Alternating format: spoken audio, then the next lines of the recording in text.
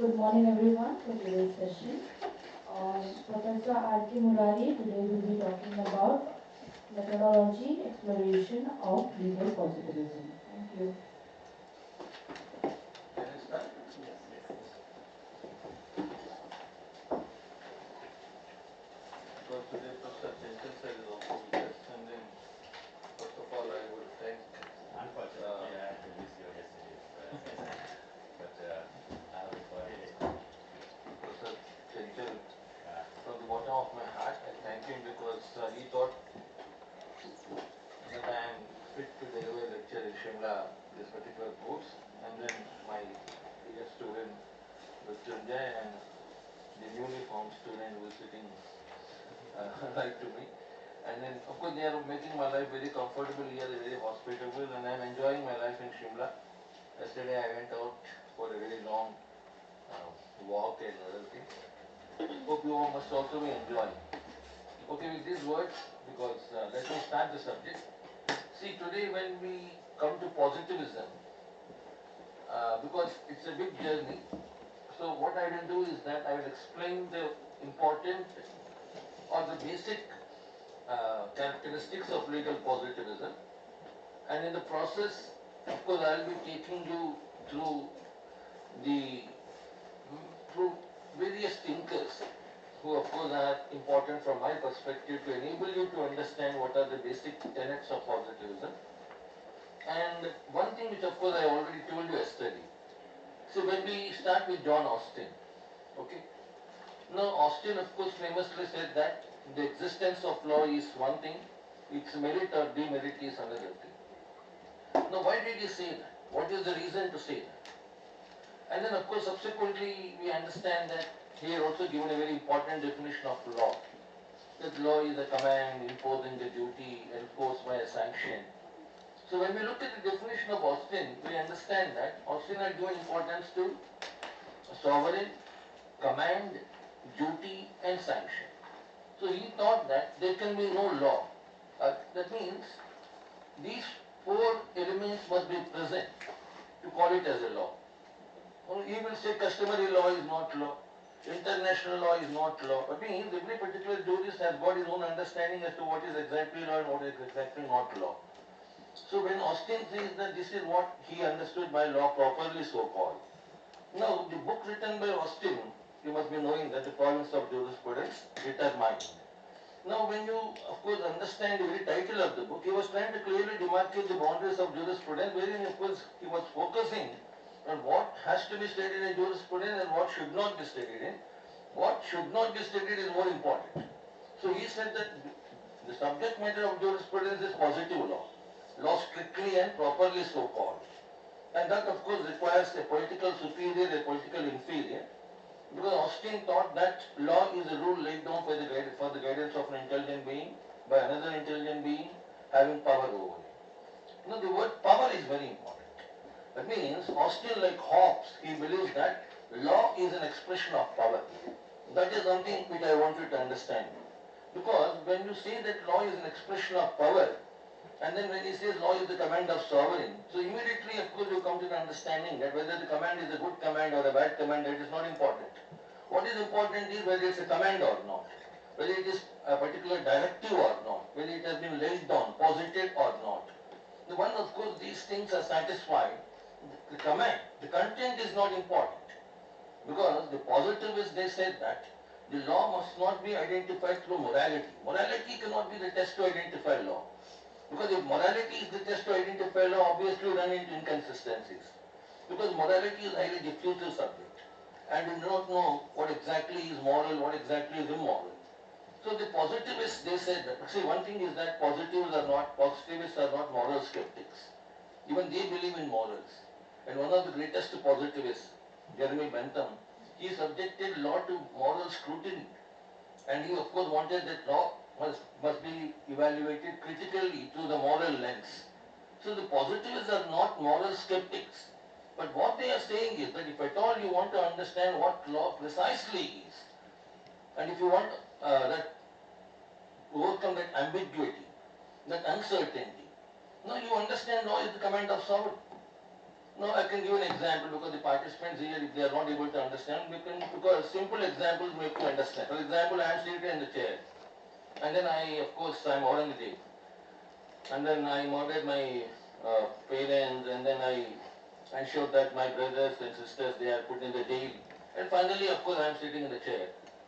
Now you say that, sir, you ought not to be the king. But then the positivist will say he is the king. That means what is desirable? That is not our approach here. What is desirable? What ought to be the thing? Now what is? Now what is means it's a question of fact. So the positivists understood law as a social fact. They understood law as something which actually is in existence there. Law ultimately is the expression of the will of the ruler who is sitting in the chair. Now you might say that he ought not to be the king. And you might say that, sir, his commands are not good commands. And you might of course enter into a moral dilemma, whether the commands must be given the status of law or not. And then I told you yesterday one very important thing. What is that? Law and morality to the positivists, they are two distinct branches of learning. So they said that what is law, what is the question of law is different from what is the question of moral. And generally, the natural law, it has taken the argument that what is moral, it is law. But the positivists are saying that what is moral, it is not law unless and until it is filtered through the formal criteria. It is filtered through the formal. Now the formal criteria is very important. जैसे मैं कल आपसे हिंदी में बात कर रहे थे, जैसे मैं अपना छात्रों को क्लास में ही बताता हूँ, अगर आपका एक दूध का बर्तन है, दूध का बर्तन का एक आकार है, तो वो आकार ज्यादा इंपॉर्टेंट है, उसके अंदर आप जहर भी डाल देंगे वो तो कानून बन जाएगा. इसका मतलब we are not concerned with the content. The content is not the criteria to identify whether it is law or not. So that of course, because the content also plays some role, we will of course come to that. But so far as the early positivists were concerned, they of course, they said law is of course the naked command of the sovereign. Law is a social fact. And now I come to, because यहाँ से थोड़ा difficult होगा. Difficult का मतलब थोड़ा आपको समझ में आ जाएगा. Let us, because like I was advising my student Mrityunjay yesterday, and then Sudhir, who of course was in my room yesterday. Sudhir is not, it was not confidential, I suppose. You might know. I can disclose that. So Sudhir को मैंने एक advice दिए थे, पहले आप जमीनी स्तर पर सोचिएगा, तब आपको ये मतलब कोई भी चीज को आप बड़ा चढ़ा करके मत सोचिएगा. So I have a question now. Mrityunjay, I believe that he wants that I should ask you questions and I should wait for your response, and then of course I can go forward. So Austin said that law is a descriptive science. How many of you understood that? Austin said that law is, because law is the command of sovereign. Whether the command is a good command or bad command, that is immaterial. What is important is there should be a sovereign, there should be a command. The command must of course impose a duty. And what is that duty? Duty is the, because in case you don't discharge the duty, there is a threat of, that means you will incur some evil. And that puts you under duty. You understand that? So command and duty are correlatives.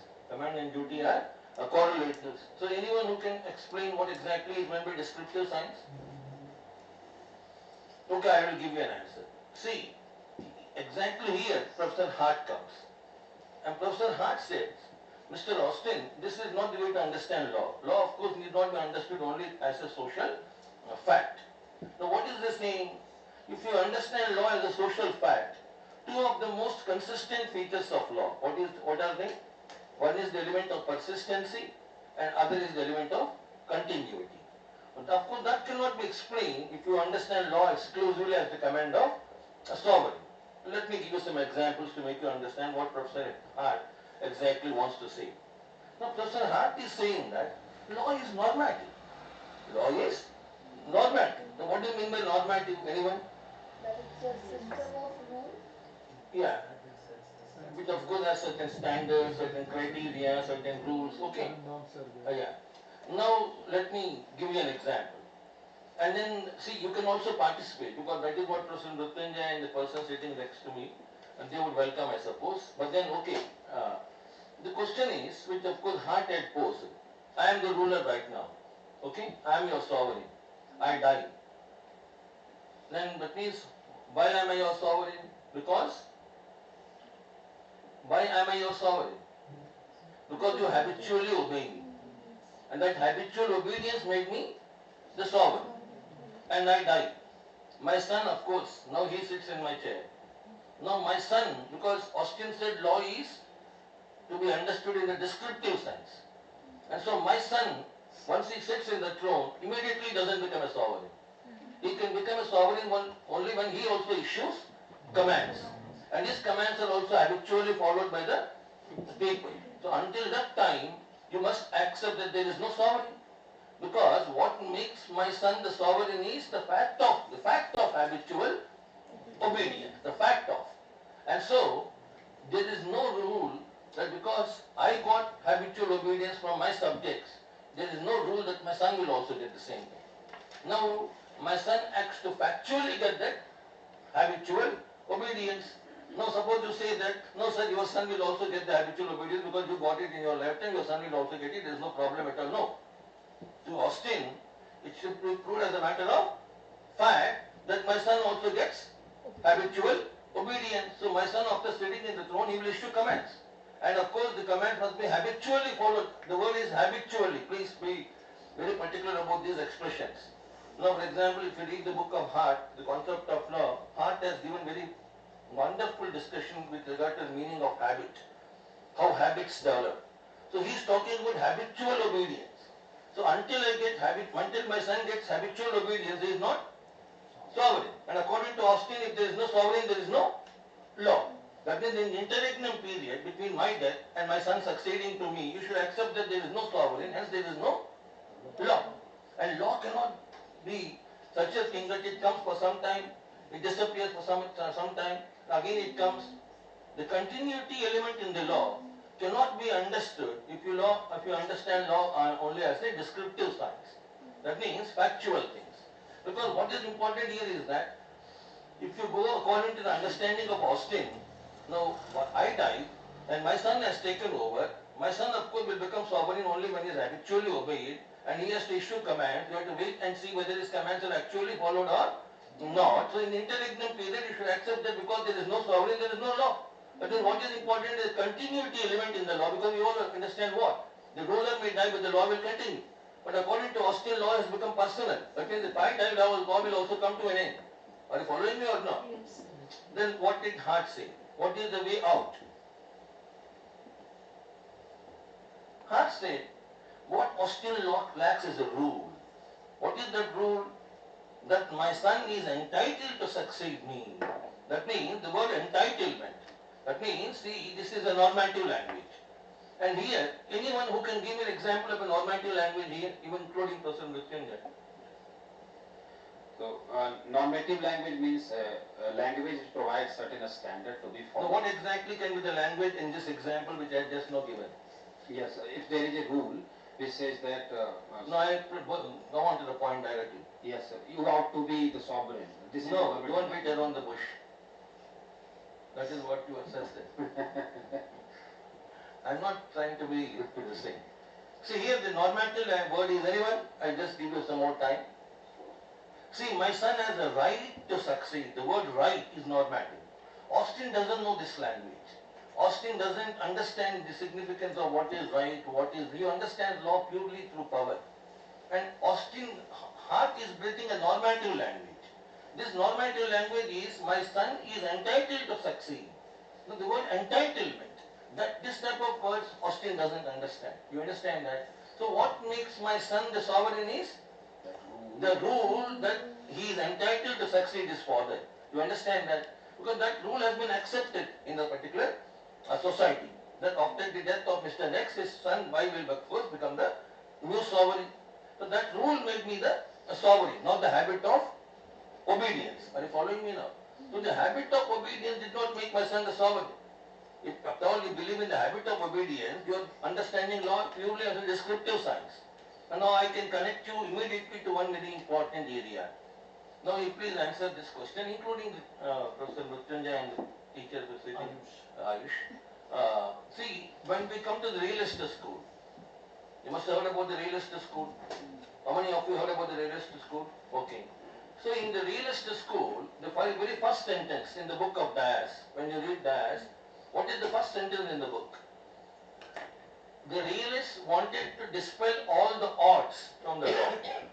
They wanted to dispel all the oughts, O-U-G-H-T-S, from the law. What does it mean? Basically, they wanted to describe what law as They it wanted is. to dispel all the oughts from the law. They wanted to locate law only in As the it factual is. nature. As it is, not how it is supposed to be. So, he of course given the right answer, so he has given the best answer. Because he said they wanted to locate the answer only in the factual matrix. That means, the parallel between Austin on one side and the realist school on the other side. See, the realists, they made law highly empirical. They made law not only empirical, highly empirical. And they wanted to dispel all the oughts from the law and focus only on ease. Generally what you say? You say there is a connection between the ought and the ease. The ease is a reflection of the ought. The ought is in the statute. The ease is the judgment. Is it not so? Ought is prescriptive. Ease is descriptive. Is it not so? But the realists, they said we will not study the ought at all. We will only focus on the ease. We want to understand law only as a descriptive science, but not as a normative science. Not as a normative science. Are you following me now? Now why did they say that? Anyone? They wanted to make law. Anyone now? They wanted to make law an applied science. They wanted to make law a social science. Are you following me all? That means they said that what is the law in action?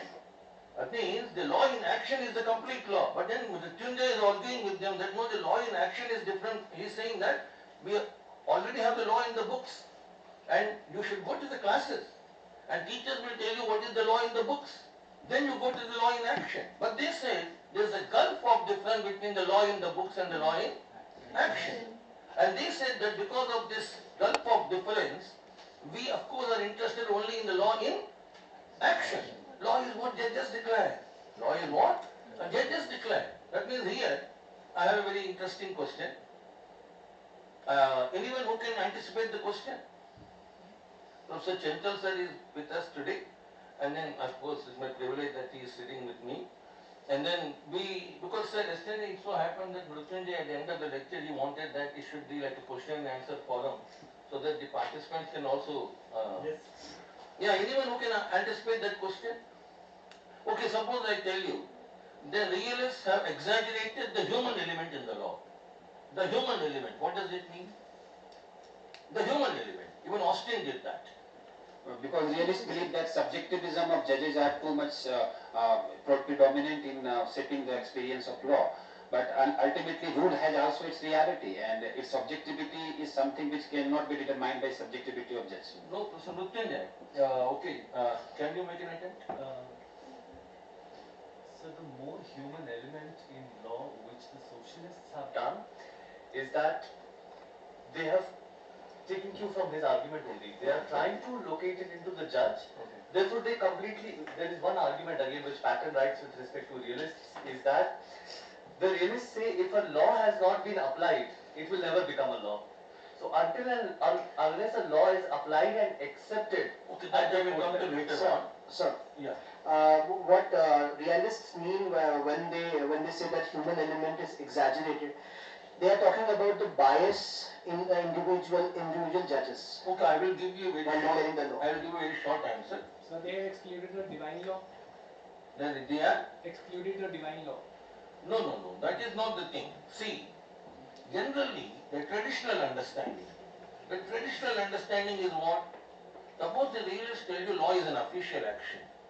Law is you are giving importance to the official. But generally what is the traditional understanding? Law is the rules which regulate official action. The rules precede the official. The official is the judge. He gives judgment in accordance with the rules. So even before the judgment is given, you can predict the judgment with certainty. Because the judge is going to give judgment in accordance with the rules. And the rules are in the statute. That is the ought element. That is the prescriptive element. And the judge is there. And judge will interpret the rule. And even before the judgment is given, you can predict the judgment with certainty. Is it not so? That is the traditional understanding. Are you following? And at this critical juncture, the realists have exaggerated the importance of human element.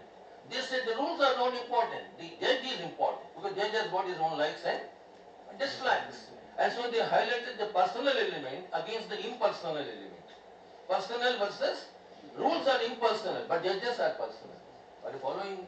So when you say personal, what Murali sir says is the law. So immediately Professor Chanchal will say that this is not good. Because Murali sir must say in accordance with the rules. If you say what Murali sir says is the rule, is the law, that means you are giving, exaggerating the human element. And everything depends on my comment. Whatever I say is, that is what Austin also said. That is the parallel between the realist and Austin. Austin said law is the command of sovereign. The realists are saying law is what? Judges declare. Are you following me? That means they wanted to make law purely descriptive, and the realists went a step forward. Austin of course said law is the command of sovereign, but actually the realists went into the descriptive side 100%, and they said that law is what judges. Until the judgment comes, there is no law at all. Law is born after judgment comes. So until the judgment is not given, there is no law at all. Are you following me now? Right. Now here I will ask you a question. Are you enjoying? Yes, Okay. sir. Now we will have three important expressions. One is legal formalism, legal positivism, and legal realism. Legal formalism, legal positivism, and finally legal realism. Now so far as legal formalism is concerned, like Professor Mrityunjay told you yesterday, they understand law purely as mathematics. They understand law purely as, what is that anyone? When I said they understand law purely as mathematics, that means they did not give importance at all to human element. They said judge is only a washing machine.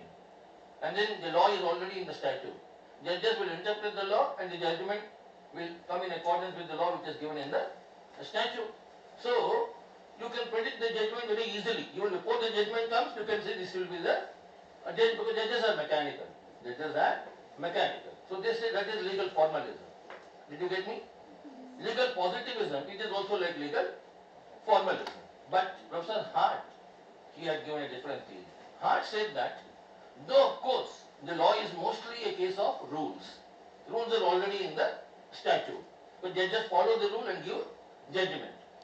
But then the realists were attacking. At that time, the realists, they said they wanted to dispel all the odds from the law.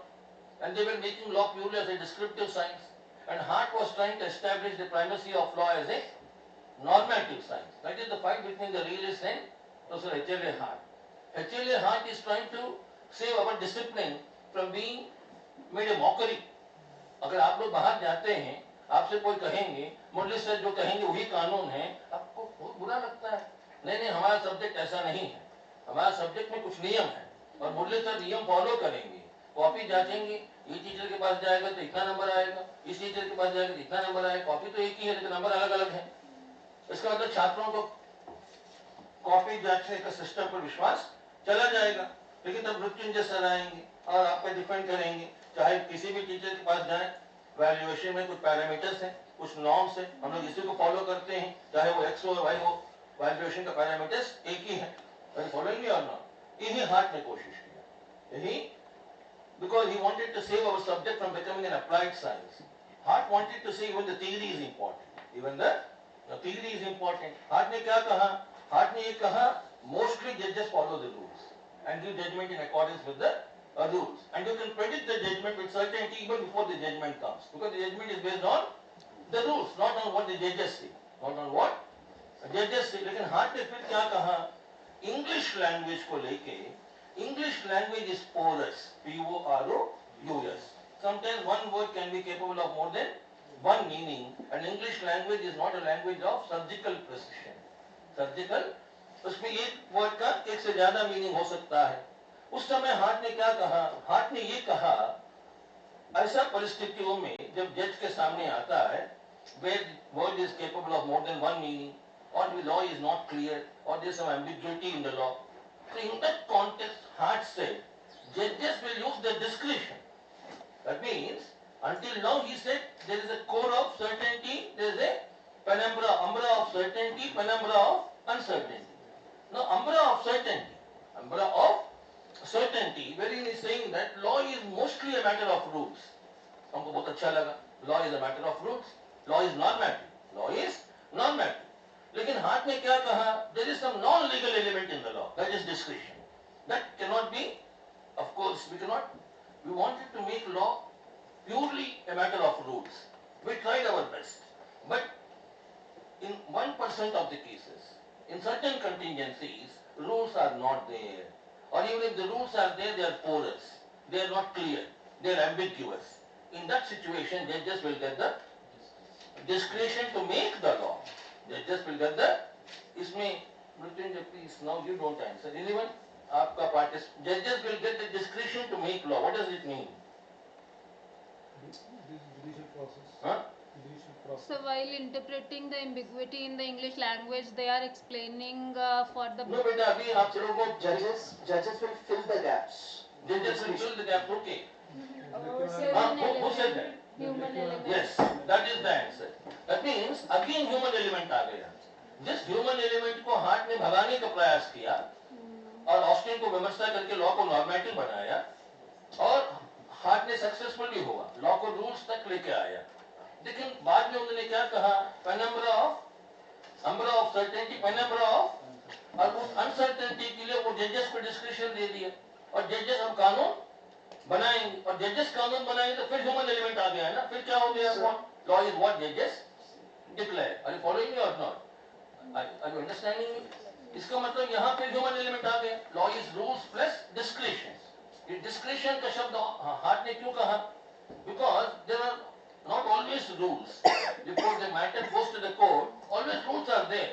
But in every case, there need not be a rule which precedes the judgment. कभी-कभी न्यायमूर्ति को लगता है इसमें कोई rule अभी तक नहीं बना है और जो भी रूल है उसमें कुछ अनसर्टेनिटी है. मतलब English language, are you following or not? That is where जजेस यूज डिस्क्रिप्शन. या Sir, I have a question.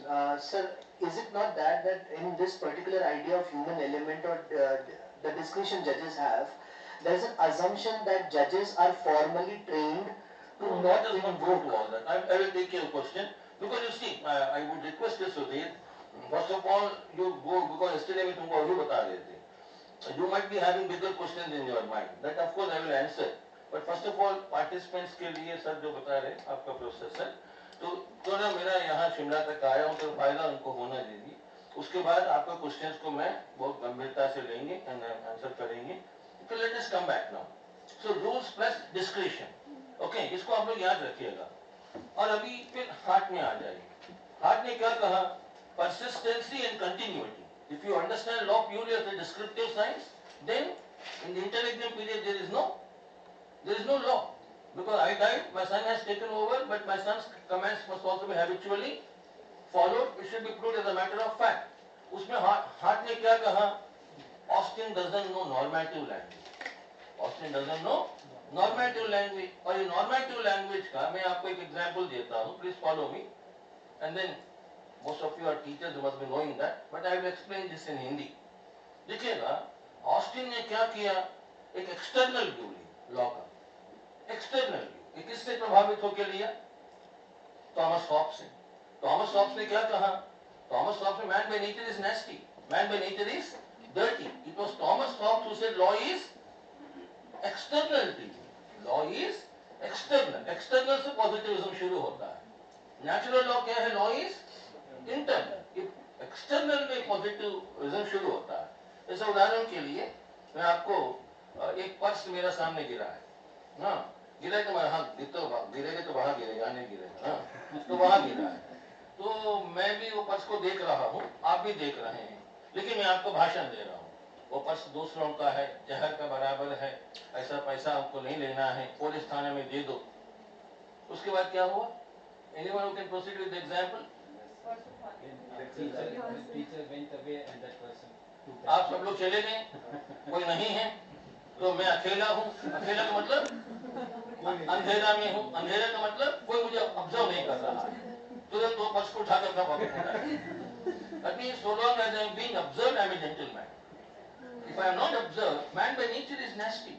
Only when I am observed, only when I am observed, I am a gentleman. अगर आप क्या कहेंगे? Sir Indian penal code ना रहने पर भी मैं रेप नहीं करेंगे. सर इंडियन पीनल कोड ना रहने पर भी मैं मर्डर नहीं करेंगे.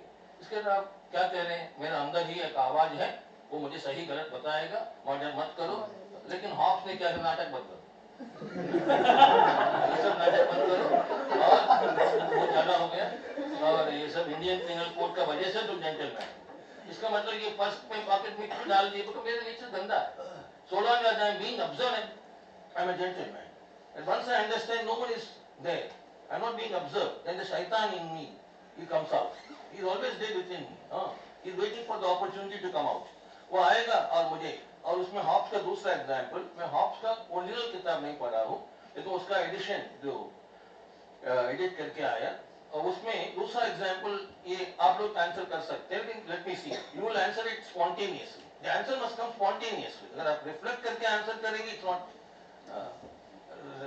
रेलवे स्टेशन है वहां आप देखेंगे बुरे लोग हैं बच्चे हैं and then you see people like Mrityunjay who are young and other things they will be of course giving all the moral lectures when the train comes first of all the old people must get entertained women must get entertained this is of course the courtesy demands that this that तो ये सब हो गया गाड़ी पटरी में आ गया तो मृत्युंजय ही पहले आदमी होगा जिसको बुरा आदमी को बता रहे तो उनको धक्के कर चले जाएंगे और महिलाओं को और जाके अपना सीट में बैठ गया है।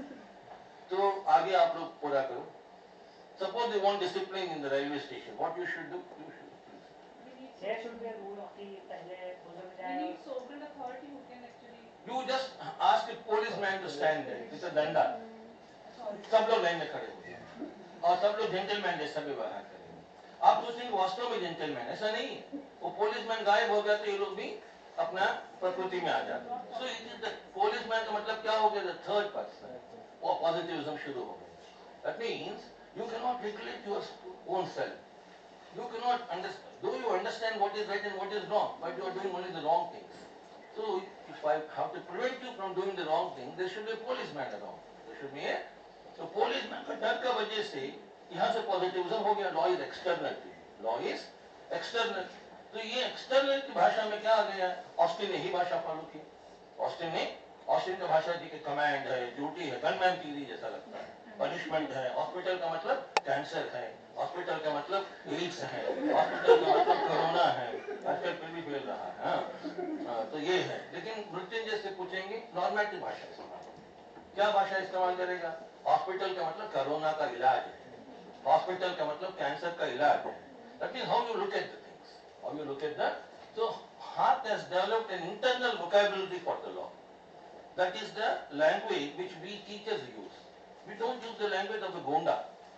We use the language which is very sophisticated, which only we, the teachers can understand, we, the students can understand, we, the judges can understand. तो इसमें क्या हो गया कि insider view आ गया, एक outsider view आ गया. हाँ, यहाँ तक आपको समझ में आया? हाँ, okay. Now, did you understand? Okay, now that we can go forward. अभी Hoskin said that sovereignty is a matter of habit of obedience. Hart क्या कहेगा? Hart कहेगा habits are not normative. Habits are not normative. So what is the example he had given? Hart says in England there is a habit for the people in England to go to watch a movie every Saturday. Her Saturday को वहाँ का जनता cinema देखने जाते हैं. अगर मान लीजिए कुछ परिवार एक सैटरडे के दिन सिनेमा देखने नहीं गए हैं, आप लोग आगे बढ़िएगा. तो सर वो हैबिट नहीं होगी, कंटिन्यू नहीं होगी वो habit. That is not norm. Yeah, please explain. That it is just a habit. It cannot be a norm that they will continuously. When does it become a norm? जब सब लोग जाएंगे, जब रोज मूवी जाना. Declared so by somebody. अगर मान लीजिए England में सभी परिवार सिनेमा देखने जाते हैं, कुछ परिवार गए नहीं, तो आप उस परिवार को ये नहीं कहेंगे you are wrong in not going to the cinema that Saturday. अगर जो जाते हैं उनको आप ये नहीं कहेंगे you are right in going to the cinema. You don't use normative words there. Habits में आप normative words इस्तेमाल, you don't say you are right, you are wrong.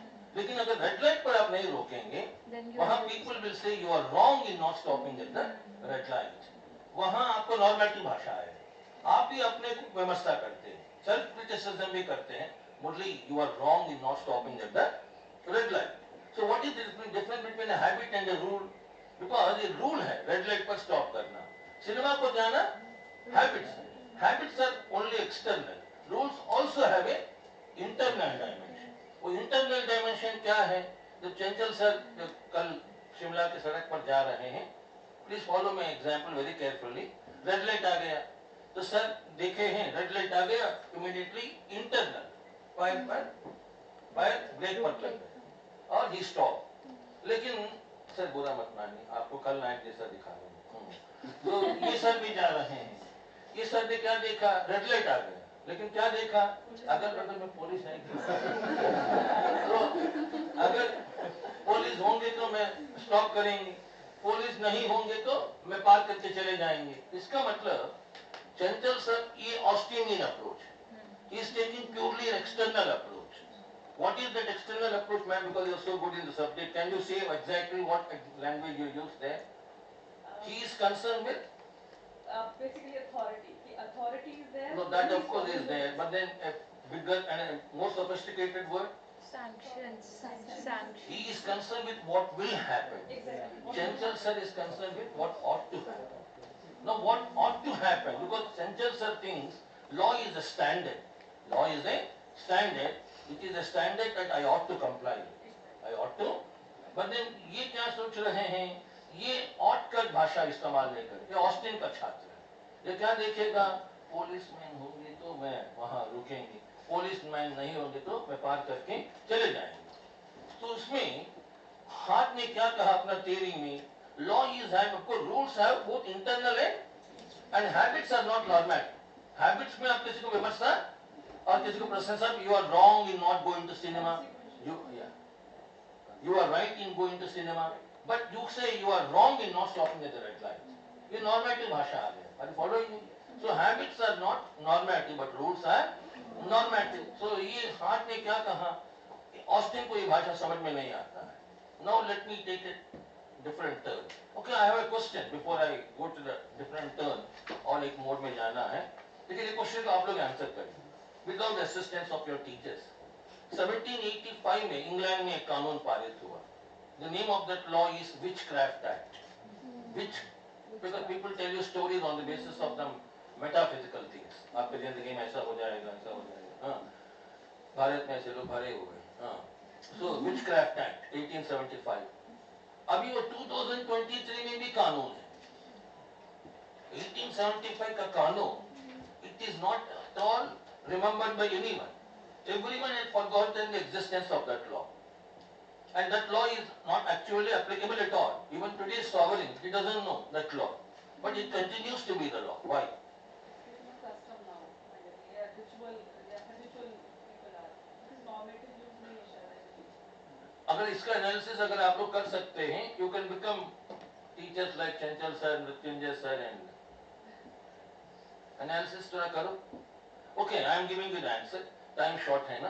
देखिए इंग्लैंड में जब 1785 में when this law was passed, man, the people in England were habitually obeying that law. But that was law only for England. It was not law for Germany, because the people in England in 1785 they were not habitually obeying this law.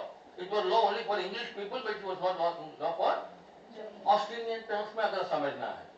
2023 में England में भी इसको habitually कोई follow नहीं कर रहे हैं, है ना. इंग्लैंड में भी 1785 में ऑस्टिन के अनुसार क्या है, हैबिचुअली फॉलो करने पर ना वो कानून बनेगा. But in 2023 even the people in England are not habitually, but even then it is law. Even then heart ने क्या कहा, अगर आप लॉ को पर्सनल जैसा समझते हैं, law is the command of the sovereign, the personal, तो लॉ को रूल्स जैसा समझ लीजिए. तब क्या होगा, 1785 में कानून पारित हुआ. It was a line of succession of legislators, one legislator after the other, and the law was not repealed. And because it was not repealed, it will continue to be the law even in 2023. लेकिन Austin का followers ने क्या किया, Hobbs को follow करते हुए they said that law is ultimately the command of the present sovereign. अभी कुर्सी में जो बैठा है वो जो कहेगा वही कानून है. और उसके लोग क्या बताया, the present sovereign tacitly approved that law which was made in 1785 because he did not interfere with that.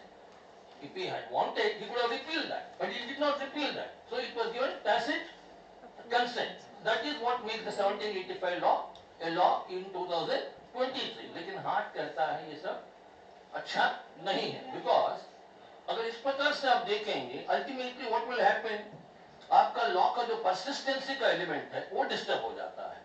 और अगर लॉ को आप नॉर्मेटिव ढंग से समझेंगे, it is not the habit of obedience that will make it a law, it is the rule which continues to exist from 1785 till 2023, that is what makes it the law. Are you following me now?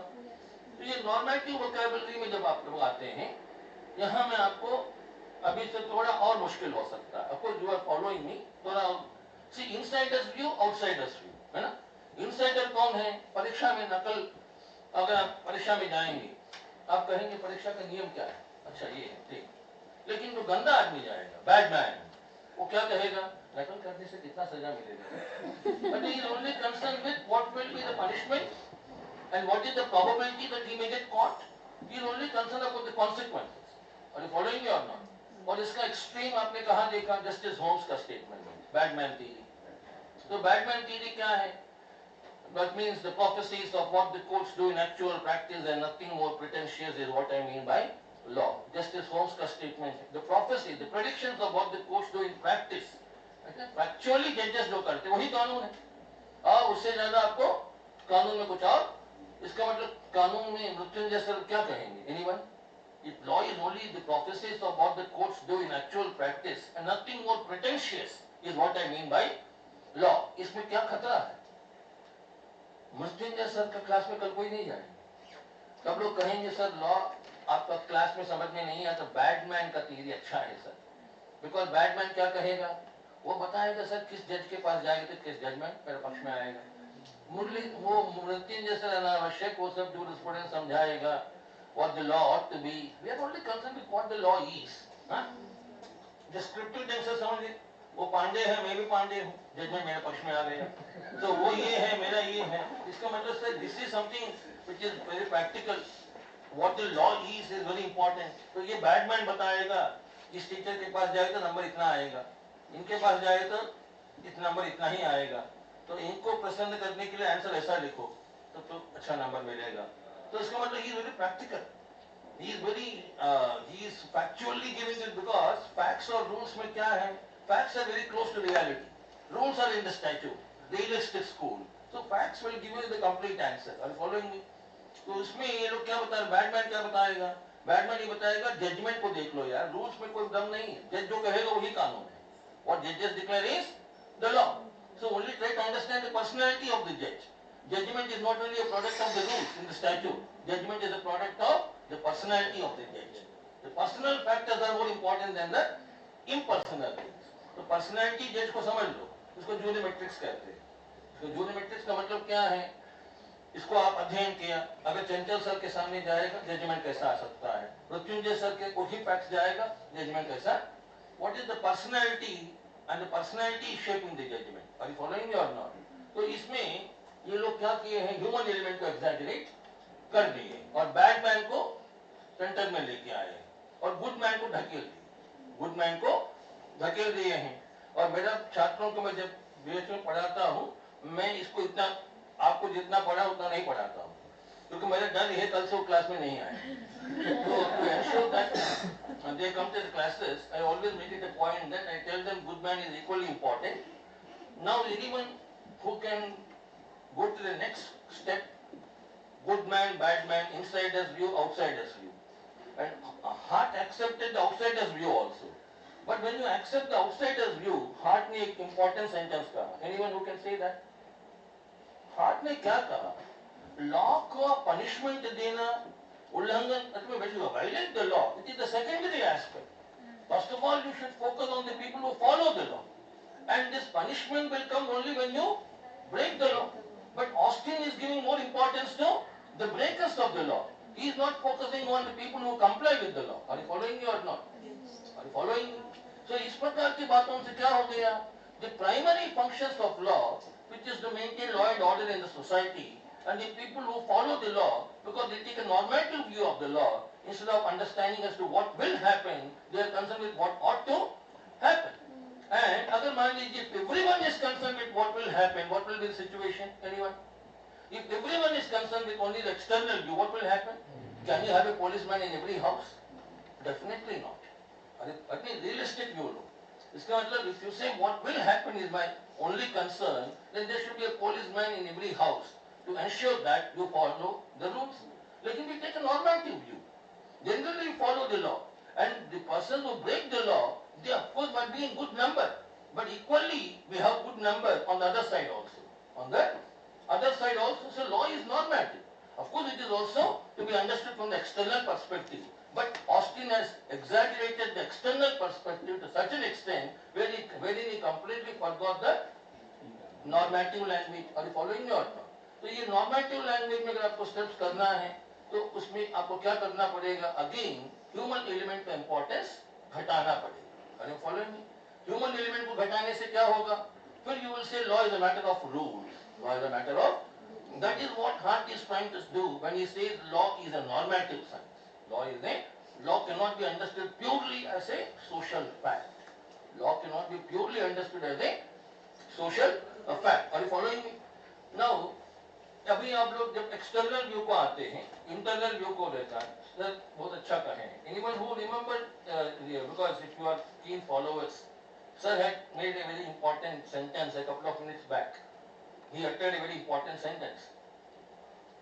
He said that, for example, if you say that the law in the statute, it is not law until and unless it is interpreted by the court. Only when the court interprets it becomes a law. How many of you agree with that? Suppose they say the statute is already law. But suppose you argue with me the statute is not law until and unless it is interpreted by the court. So, did you understand the question? The realists are saying what? They say the statute is only a source of law. It is not law by itself. It will become law only after being interpreted by the court. Are you following? So they say that unless and until the time the judges interpret what is there in the statute, it doesn't become the law. Okay? So realists are focused only on the bad man. They are only focused on the bad man. But Hart is arguing against that. He is saying that law is equally meant for the good people. The statute is equally a law even before it is interpreted by the court.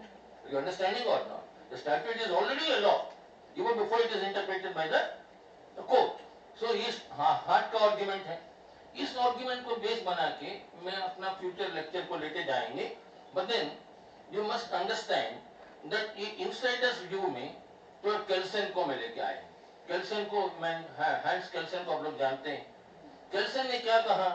So long as you obey, there is no law. Only when you disobey, law comes into existence. इसका disobey को ही केल्सन ने law का essential structure में जगह दिया है. Why? Law is the primary norm which stipulates sanction. Law is the primary norm which stipulates sanction. That is what Kelsen said. Now, what do you mean by law is the primary norm? Why morality is not the primary norm? Law is the primary norm which stipulates sanction. So, anyone who can tell me what can be the distinction between a legal norm and a moral norm? Legal norms are dynamic. Moral norms are mostly static. Sometimes they can also be dynamic. That means the content of the legal norm keeps on changing. But the content of the moral norms are generally static.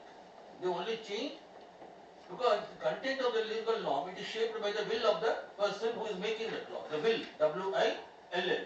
Moral norms में क्या होगा? Church ने एक नियम बना दिया. वो moral norm में be good to other people. So you can derive any number of norms from it. What is that? Be good to other people means don't be cruel to them. That is one more norm. And then be kind to them. So you can, all these further norms are subsumed in the higher norm. Subsumed. But legal norms में क्या होगा? Higher norm will give validity to the lower norm. But the lower norm will also have the discretion to change the content in accordance with the dictates of the grand norm. Grand norm का parameters का भीतर आप law को बदल भी सकते हैं. ये legal norms में hierarchical तो है. और hierarchy में norms क्या होता है? Now you can come to the fundamentals. Kelsen represents Germanic positivism. Hart is of course Austrian there. English positivism. Anyone who can tell me what can be the basic distinction between English positivism and Germanic positivism? What I find Kantian influence on Kelsen's approach to understand the norm, and whereas trying to develop the idea of norm in terms of purity without affected by heteronomy, the experience of heteronomy what Kant was saying. That of course is there. But then, see, the aspiration of every positivist is to separate law from morality. Every positivist. But German positivism, they not only wanted to separate law from morality, they also wanted to separate law from facts. They also wanted to separate law from facts. Hart was focused only on the facts. He thought law is empirical. But when it comes to Kelsen, he said law is conceptual. Law is, now what is this concept? What is this conceptual understanding? Kelsen ne kya kaha? That he wants to separate the law from the facts also. Now anyone who can give me an example? Okay, मैं आपको एक simple example देता हूँ Kelsen को समझने के लिए. अभी see, I am speaking more in Hindi, but then I should be excused for that. Okay, suppose you are on the roads, and then you see that some people are hanging some person, and then at the other place also some people are hanging. Now in both the places you see what is people are hanging, but I say one is murder, the other one is of course the legal execution. Legal, the facts appear to be the same. The facts appear to be the same. But what is the difference? Why are you saying in one case it is murder, in the other case you are saying it is death penalty? It is. So why are you saying that? Because the facts don't give you correct knowledge according to the Germanic legal positivism. They said the facts have to be interpreted. The facts have to be, and what is that interpretation, anyone? No, Mrityunjay sir will say, sir, in the other case, I had seen that the persons who were hanging, so they were in khaki uniform. And the person who was sitting there, the one man, he was clad in a black, that means he was wearing a white pant, black white shirt and a black coat. That means you understand that you are giving now interpretation to the facts. And you say that, oh, that is of course death penalty, but this is murder. Are you following me or not? That means when you interpret the facts, then only you arrive at the norm. You arrive at the norm. For example, people assemble in a building and people discuss a particular bill, terrorism bill, and debates are going on. And after the debate, you see people raising their hands. And then you say that, they say that a Terrorism Act is passed. It was a bill initially, debates of course took place, finally many people raised their hands and you say it is Terrorism Act. Now my question, Professor Mrityunjay, don't answer please. Anyone, even that here. Terrorism Act is passed, whether it is the law. Terrorism Act is passed. What is the law there? Will you say the act itself is law?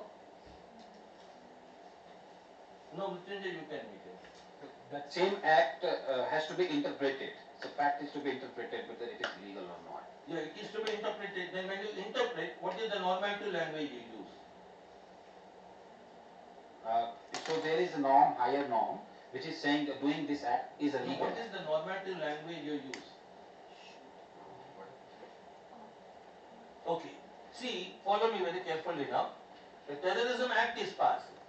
And then, sir will say, the people who gathered in the building, that building is known as Parliament.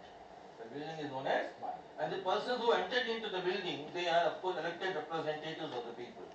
Are you following me? That means, suppose the people who gathered there, like we gathered here, suppose we are Gundas, don't take me otherwise. And this building is not a Parliament. This building is not a, then of course the procedure is not followed. So we interpret the facts because they gathered in a building which is known as Parliament, and of course they had the authority to make the law. That I will come to that very shortly. And then Terrorism Act is passed, but Terrorism Act is not the law. What is the normative meaning of that? Terrorists ought to be punished. Terrorists ought to be.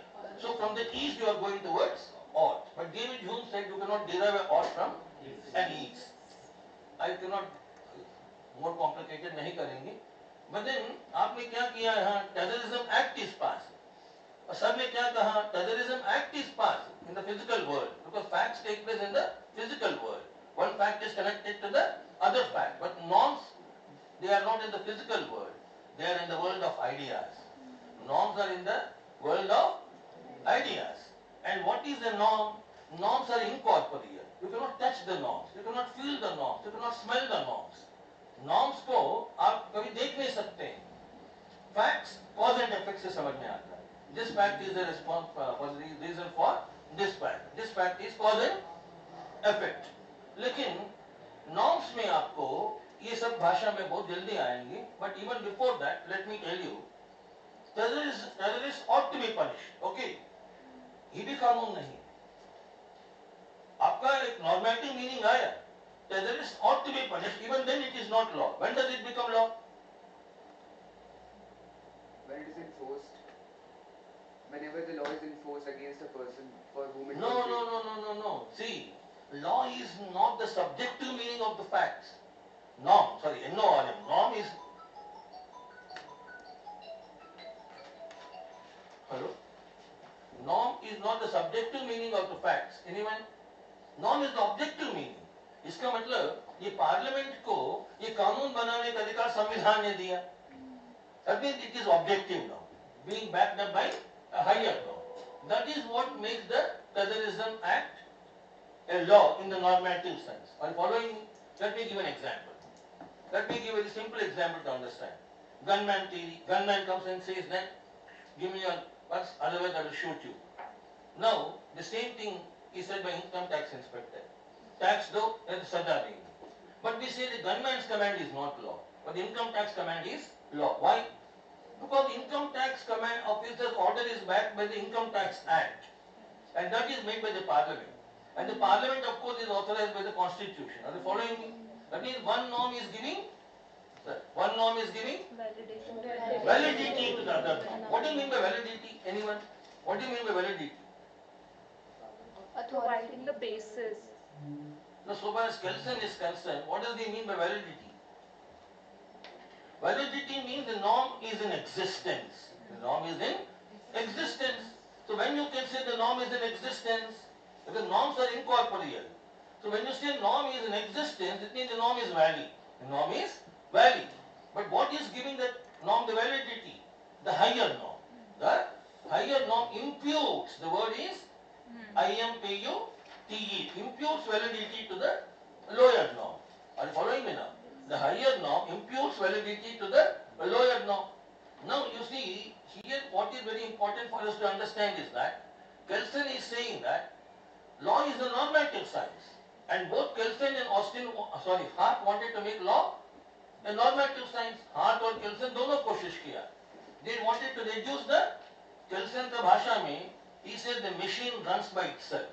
इसका मतलब law is not a servant to political bosses. Law is not a servant to politics. That is what Hart wanted to say. That is what Kelsen wanted to say. Kelsen का जिंदगी आप लोग जानते हैं ना, Hitler के जमाने में भाग गया. He was against dictatorial powers. वहाँ से वो कैलिफोर्निया में आ गया, ऑस्ट्रिया से, फिर वहाँ आने के बाद प्योर थ्योरी दिया. और प्योर थ्योरी का फाइनली मैं आपको ये बताएंगे, Kelsen was the biggest supporter of democracy, philosophical relativism. Philosophical absolutism में विश्वास नहीं किया, relativism. इसका मतलब उन्होंने क्या कहा, डेमोक्रेसी को बहुत पसंद किया. Why डेमोक्रेसी को पसंद किया? Because democracy में the rulers keep on changing and nothing is absolute. It depends on the will of the people who elect the representatives. You understand that? इसका मतलब no one value is absolute. Are you following me? तो ये हम बाद में आपको केल्सन का methodology पर, pure theory का meaning पर आएंगे. लेकिन what are norms? Now anyone who can follow me, Terrorism Act is passed. The objective meaning is terrorists ought to be punished. उसका subjective meaning तो आया, लेकिन उसका पीछे संविधान. और वो टेररिज्म एक्ट को फॉलो करके जज साहब ने क्या किया, आपको कन्विक्ट किया. तो जज साहब ने कन्विक्ट किया, तो कन्विक्ट करने का अधिकार कहाँ से मिला? पार्लियामेंट से मिला. और फॉलोइंग में, और जज साहब का जजमेंट से जेल वार्डन आके आपको गिरफ्तार किया, और जेल वार्डन को गिरफ्तार करने का अधिकार कहाँ से मिला? जज साहब का judgment. Locate a higher norm, everybody locate it, and that is why you say the norms are in existence, and the existence makes them valid, and existence makes them valid. Are you following me? The law is the primary norm which stipulates a sanction. तो Kelsen ने international law को law क्यों कहा? Anyone know? Anyone who can answer? Austin ने कहा international law is not law. Why did Kelsen? Because he took a normative view. And what is that normative view? Okay, थोड़ा difficult question होगा. Because countries. After the grand norm, there is no norm. Grand norm is a case of position. Because Grand norm is a breach of international law does not warrant punishment. But Kelsen said international law is law. Because the sovereign authorities have consented and all But of the them. Kelsen said you require a sovereign to make a law. Austin said that. Yeah. According to Kelsen, there can be law even without a sovereign. Even primitive law is law, according to Kelsen. Are you following me now? थोड़ा ये मुश्किल सवाल पूछ लिया हूँ, so sorry for that. थोड़ा मैं आपको because you are beginners in the subject. So let me give you you know that even morality is a normative order. Like law is a normative order, morality में भी एक normative order है. तो morality में भी moral norms आता है. But what distinguishes a legal norm from a moral norm? The content cannot distinguish. Because legal norms are made in the same manner as moral norms. और method of enforcement में भी कोई अंतर नहीं है. Suppose you say legal norms are enforced with the police, they are enforced with the courts. Kelsen will say, no, in the primitive societies, legal norms were enforced not through the police. They were enforced through very primitive mechanisms. Is it not so? So you cannot say that what distinguishes the legal norm from the moral norm is legal norms of course have police and legal norms have courts, moral norms lack that. No, that cannot be the answer because even legal norms sometimes they are enforced in primitive societies through very informal agencies. We don't require a formal authority to implement the legal norm. Are you following me? Moral norm का पीछे क्या होता है? Approval, disapproval होता है. तो Kelsen ने finally क्या conclusion पर आया? The only distinction between legal norms and moral norms is moral norms are backed by they are not backed by sanctions. Legal norms are backed by sanctions. ये conclusion पर आने के उनको बहुत समय लगा. इतना आसान से वो conclusion पर नहीं आया. अगर आया तो उनका Kelsen नहीं बना होगा. So he took into consideration many factors. What is the method of enforcement? What is the method through which the norms come into existence? So can you give me an example of a moral norm, anyone? Okay, मैं आपको एक example देता हूँ. Moral norm का. Suppose Sudhir here is a vegetarian. हाँ. और वो कहता है सबको vegetarian भोजन ही खाना है. तो ये क्या कब norm बनेगा? Moral norm कब बनेगा? When other people in the same society they agree with Sudhir and they are the higher norms. Suppose Sudhir की बात को वहाँ पर कोई नहीं माना क्योंकि वहाँ के लोग सब नॉन वेजिटेरियंस हैं, चिकन के बिना रह ही नहीं सकते हैं. हर दिन चिकन मुर्गा चाहिए, सॉरी चिकन और मुर्गा एक ही है. हाँ. तो अगर मान इसका मतलब when you are in a society of non-vegetarians, it is only subjective wish and subjective wish cannot become a norm. Are you following me? Terrorism Act is not the law. That is the subjective wish of the parliament. That is the subjective wish of the. वो कब कानून बनेगा? When it is having a objective meaning. Objective meaning means a higher norm is supporting that. Are you following me? So are you following me or not? So that is what makes it a law. So moral norms में भी क्या होगा?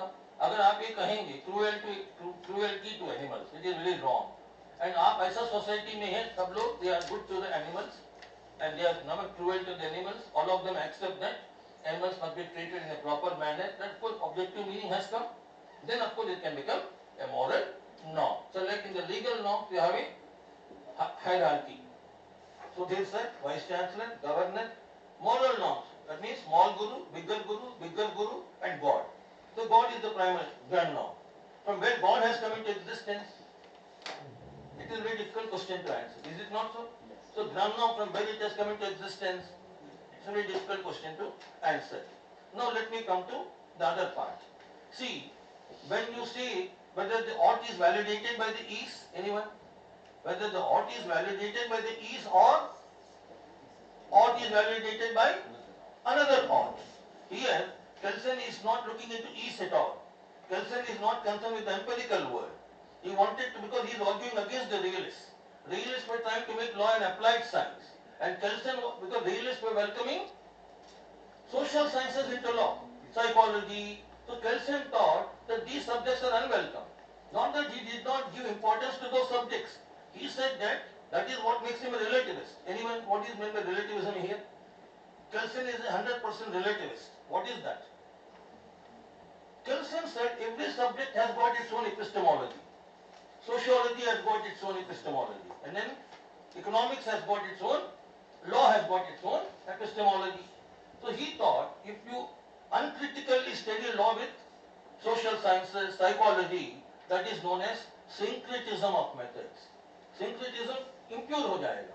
इसका मतलब इनका basic approach अलग है, इस साइंस का, लॉ का अलग है, और लॉ को पढ़ते समय लॉ का साइंस के अनुसार पढ़ना चाहिए, और लॉ का साइंस में सोशल साइंस का एपिस्टेमोलॉजी को लेके नहीं आना चाहिए, लेकिन आने से लॉ इम्प्योर हो जाएगा. Are you following me now? Yes. That means wherein Kelsen is talking about methodological purity, methodological purity. That is why his theory is known as pure theory of law. Not that he discounted the importance of other subjects. He said other subjects are equally important. But he said, I want to study the law in the pure form, unadulterated form. And that is possible only when you understand law as a pure science, and you should not enter into the world of ease. You must understand law purely as a normative science, but not as a descriptive science. So that is the reason law should also be separated from the facts. Facts happen in the physical world. Norms are in the world of ideas. Norms are the normative meaning of the ideas. Are you following me? Now I will give you a sentence. इसका आप लोग बताइए. Whether justice can be the criteria to identify law? Anyone? Whether justice can be the criteria to identify law? What Kelsen will say? So Kelsen will say justice can never be the criteria to, because law को justice और morality से जोड़ो मत. Law is only a coercive apparatus. Law is only a coercive apparatus, and question of justice, question of morality, these are extraneous to law. So don't say that law must be identified through morality, law must be identified through, because what is justice to Christians may not be justice to the Islamic culture. But Kelsen has given a very elaborate discussion there. I will not go into all that. So Kelsen के अनुसार क्या है? Law is only a power structure. There you find similarities between Austin and Kelsen. Law is a hierarchy of norms, and the purity of the norms must be maintained. And the purity, why should it be maintained? Because you don't want to enter into the empirical world. Anyone, why Kelsen is so particular to make law a pure theory? Because in the 20th century, when Kelsen had given this theory, law was almost becoming a social science. And Kelsen wanted to avoid that. Kelsen को ये अच्छा नहीं लगा, law is becoming a social science. कल आपको मैं sir ने कहा 2 लेक्चर के लिए रॉस्को पॉन के बारे में जब बताएंगे. How many of you know what is the distinction between law of sociology and sociology of law? Take it might be a difficult question. But Roscoe Pound, though you studied in the sociological school, anyone who can tell me what exactly is the methodology of Roscoe Pound? Roscoe Pound looked at the society through the lens of law. He did not give importance to social sciences. See, when we talk about the Karl Marx, Ehrlich, so they of course were primarily social science jurists. From social science they came to law. Roscoe Pound did not leave law. Law was his basic concern, and he looked at the society through the prism of law. You understand that? And now, what is this methodology? Roscoe Pound को भी लगा law जाके इतना social science को लेके ना आवे, और law में जितना जरूरी है उतना ही social science. And that is the reason he was the dean of the Harvard faculty for 20 years. That is why he was called as Dean Roscoe Pound. And he did not welcome any social science teacher to teach in the law faculty, economics teacher, because he thought if these teachers come, they will make law a social science. So he wanted them to understand society through the law. Are you following me? So इसमें Kelsen का भी क्या विचार है? Kelsen का भी ये है, law का autonomy को maintain करना है, and law का dignity को maintain करना है, and it is not the law that should be accused of. When Hitler does wrong things through the law, obviously you don't say the law is bad. That is what the people say, law is bad. Kelsen is saying it is the human being that are making the law bad. So he is not accepting the argument that law is impure. He is saying that law is always pure. The empirical senses are different. So we are pure. We are only a normative structure. Are you following me? We are only concerned with what ought to happen. We are not concerned with what is happening in the real world. Real world के आधार पर आप क्या कर रहे हैं? You are saying law is impure. Kelsen is saying law is not impure. Law is always pure. Okay, you understand that? Are you getting me or not? So law is pure. And the empirical sciences, which of course were in the empirical world, the thief is not punished. उनको सजा नहीं मिला, उसको जज साहब को रिश्वत दे दिया, या तो किसी को डरा दिया. That is an empirical world. But in the normative world, you continue to say he ought to be punished. Why? Because that ought is backed up by another ought. That is what makes it a science, a pure science of law. Are you following me? Not connected with the empirical sciences. Not connected with the empirical world. So empirical world में जाने से क्या होगा? Law impure हो जाएगा. And law will be of course a branch of social science. Law will become a branch of social science. अभी आप लोग देखिएगा 5 years course में we teach our students social sciences, political science, but in 3 years we don't. In 5 years, why are we doing that? Because today the understanding has dawned upon us that law is of course not to be studied in isolation of other subjects. We understand law is an interdisciplinary approach. You understand that? तो ये मैं अभी आपको आएंगे. But even say Kelsen का when we talk about Hart said that Hart का normative structure आप लोग समझने के बाद थोड़ा आगे बढ़ेंगे. Kelsen को because my time is limited and then whatever I can do with a span of 1 to 1.5 hours, I will try to do that. So hierarchy of norms, pyramid of norms, and then East, we are not connected with the East. But grand norm case में Kelsen को grand norm is not a norm because it is not backed by any other norm. Grand norm is only a fiction. It is only a presupposition. तो उसमें Kelsen had run into a number of inconsistencies, which of course I will not discuss right now. मैं थोड़ा आगे बढ़ना चाहता हूँ. Because Hart said law is rules plus discretion. Now my question, anyone can answer, whether judges make law? Hart said, in 1% of the cases judges make law. In 99% of the cases judges of course follow only the rules, which is already in the statute. Law is normative, but in 1% of the cases Hart accepted that law is also dependent on the human factor, that is the judge. He has discretion. He has a discretion. And what is the discretion? What is the discretion, you know? Heart ने ये कहा, heart का जज का नाम Herbert है और Herbert क्या करेगा? हार्ट का जज है. Whenever he is having some uncertainty in the law, what will he do? He will go beyond the law and he will make the law. How does he make the law? According to Hart, he makes the law like the legislator makes the law. Like the Hart said, judges will make the law in that 1% contingency wherein the rules are not there. Or even if the rules are there, they are not clear. So in 1% of the cases, judges go beyond the law and they make the law like the legislator. Anyone who has an objection to that? Suppose they say only legislators can look to the future. Judges cannot look to the future. What does it mean? Only parliament can look to the future. Supreme Court cannot look to the future. That means Supreme Court cannot make law. Supreme Court cannot, only Modi ji has got the authority to look into the future. Judges either can look into the past and they of course can interpret the past and they can of course mold the past, but they cannot look to they are not policy makers. That is what you should say. Modi ji is policy maker.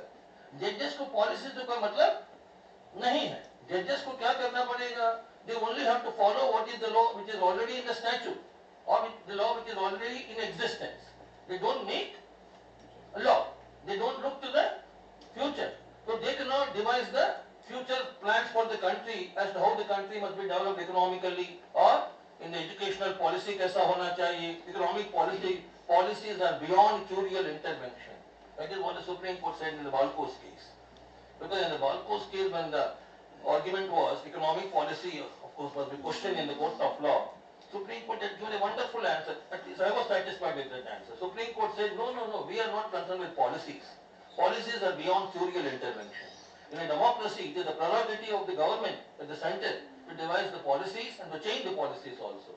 And these policies, they lack adjudicative disposition. इसका मतलब we are not competent to pass judgment on policies because economic experts हैं. हम उतना कानून economics नहीं जानते. हम लोगों को policies से कोई मतलब नहीं है. So policies में हम लोग generally उतना structured doctrine of separation of powers. So ये doctrine of separation of powers को Dworkin, बाद में बताएंगे. Now you answer my question. So judges cannot look to the future. लेकिन हार्ट ने क्या कहा? Even I know judges cannot look to the future. Please follow me. मैं अभी आपको बहुत interesting area में आ रहा हूँ. लेकिन हार्ट ने क्या कहा? In 1% of the cases judges can look to the future. Judges can make law. Judges will make law like legislator. That means judges can also look to the future. But Hart is saying only 1% of the cases. Only in 1% of the cases. So after they make the law, judges will again come back into the law. कानून के बाहर जाएंगे, फिर कानून के आगे क्या करेंगे?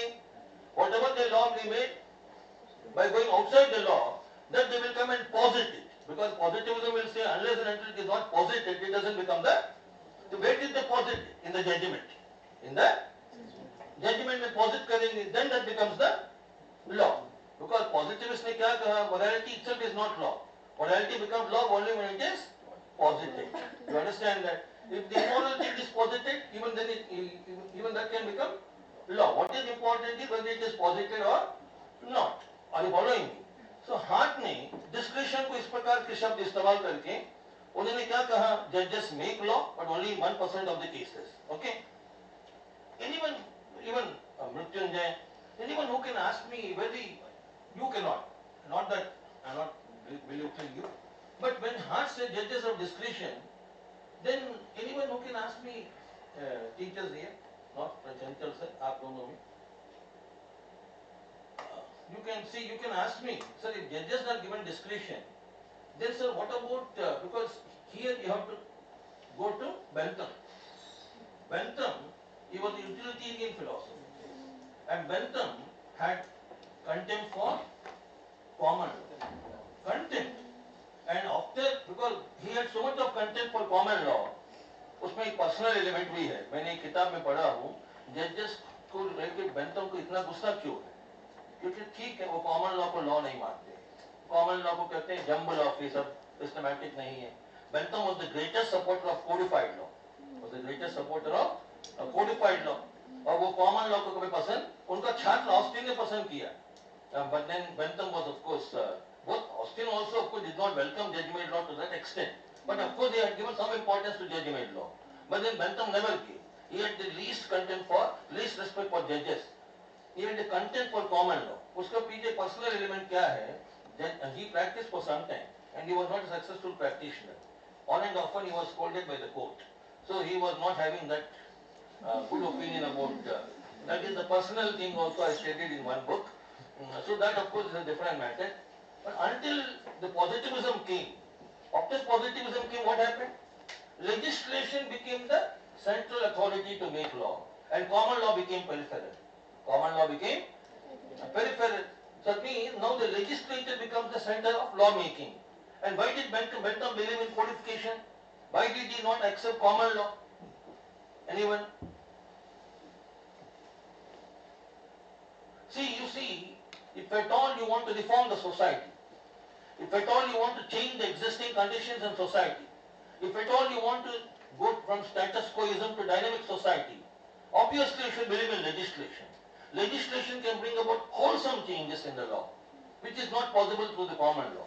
Judges, if at all they bring changes in the common law, में changes आया, but then in common law में changes कैसा आता है? In a very gradual, incremental manner. But legislation can bring about very substantial changes, and Bentham was very impatient. And so they said that this legislation is the most important authority to make law.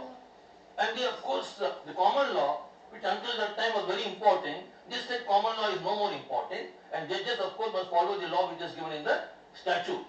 और इनको क्या डर है? Because, and now I can use that sentence which I used yesterday when Sudhir came to our guest house.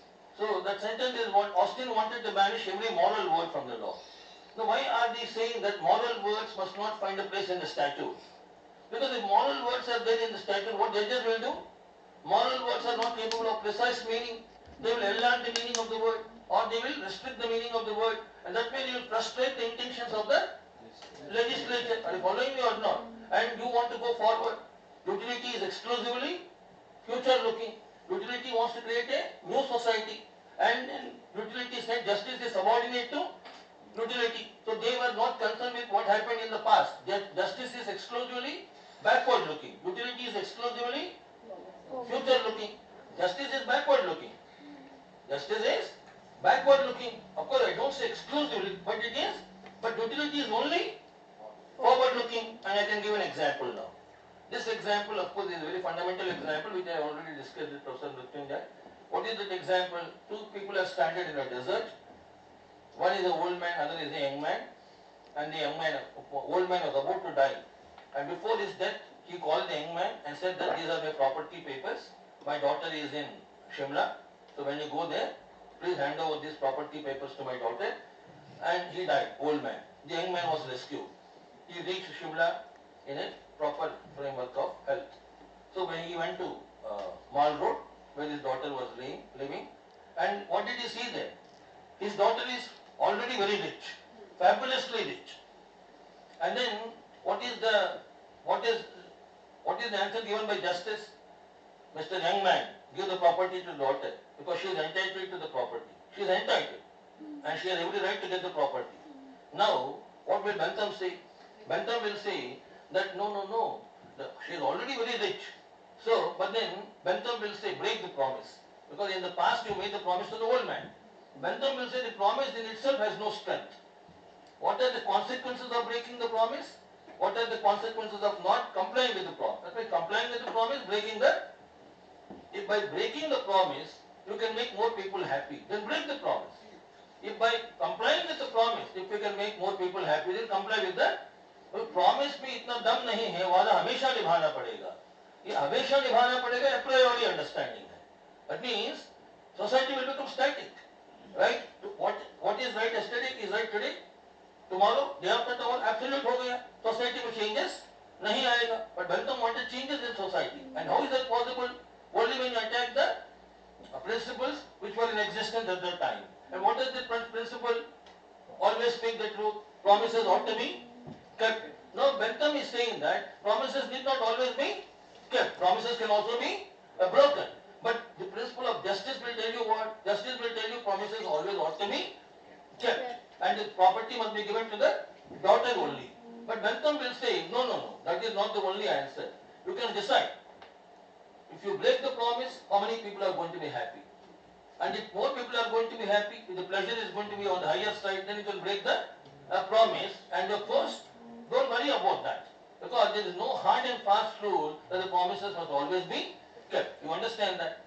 इसमें आपको क्या example Bentham ने इस प्रकार की चीजों को क्या कहा अभी आपको मैं बेंथम के बारे में एक एग्जाम्पल देंगे and sir must not be happy with me because mostly I am speaking in Hindi. Okay, sorry, but then I am helpless also sometimes. See, आप अपना घर में ये भी देखते अपना माताजी पिताजी को कहेंगे, हाँ समझाने के लिए कह रहा हूँ because ultimately you should understand. और हम लोगों का भाषा थोड़ा हम लोग एवरी वर्ल्ड में जीते हैं तो दुनिया में ज़्यादा नहीं आते हैं इसीलिए थोड़ा हम लोगों का भाषा आपको थोड़ा अजीबो गरीबो लगेगा तो आपका माताजी कहेंगे पिताजी से पिताजी कहेगा माताजी कहेंगे मैंने जिंदगी भर ईमानदार रहा पिताजी माताजी क्या कहेंगे बाहर में आपका पिता ईमानदारी बेटा को नौकरी नहीं मिला बेटी को मतलब माताजी क्या करें ईमानदारी अपने आप अच्छा नहीं है ईमानदारी से कुछ मिलेगा तो अच्छा है तो बेंथम यही कहेगा सत्य बोलने से क्या अच्छा है सत्य बोलने से कुछ मिलेगा तो अच्छा है सत्य अपने आप अच्छा नहीं है I think Bentham is saying that truth in itself is not good. What are the consequences? If you speak the truth, अगर चार लोगों का पेट भरा तब तो ठीक है अगर सत्य बोलने से चार लोगों का रोटी खींचा गया जो खा रहे तुमको अपने सत्य बोल के खींच रहे तब तो बेंथम कहेगा ऐसा सत्य किसका दे मतलब why because the entire exercise in morality and justice is to make the world a better place to live in. So a better place means the pleasure must be on the higher side. So he will say promises itself have no strength. Promises को आप break नहीं कर सकते हैं और सत्य में अपने आप कोई ताकत नहीं है तो ये सब करके बेंथम ने क्या किया सोसाइटी को डायनेमिक बनाने का मैं आपको किताब कोट करेंगे फ्रीडमैन की किताब पढ़िएगा उसके इंट्रोडक्शन पार्ट में आपको ये लिखा two philosophers in the entire world they are very impatient with the existing condition one is Jeremy Bentham who is the father of economic liberalism and the other one is Karl Marx who is the father of socialism आपको ये दोनों बहुत असहन थे और Bentham को भी समाज को बदलने का बहुत इच्छा हो रहा था और legislation is the best method through which you can change the law you understand you can bring about changes in the society and common law is not the good method and judges usually frustrate the intentions of the legislature are you following me or not so that is the reason Bentham said judges are after all the delegates of the sovereign judges are after all the delegates of whatever the sovereign says, judges must follow that. Are you following me? Judges are not autonomous. They are only a branch of the government. Like IAS officers, judges are also a branch of the government. Judiciary is not independent. Judiciary is also subordinate to the sovereign power. Will you accept that? Austin said that.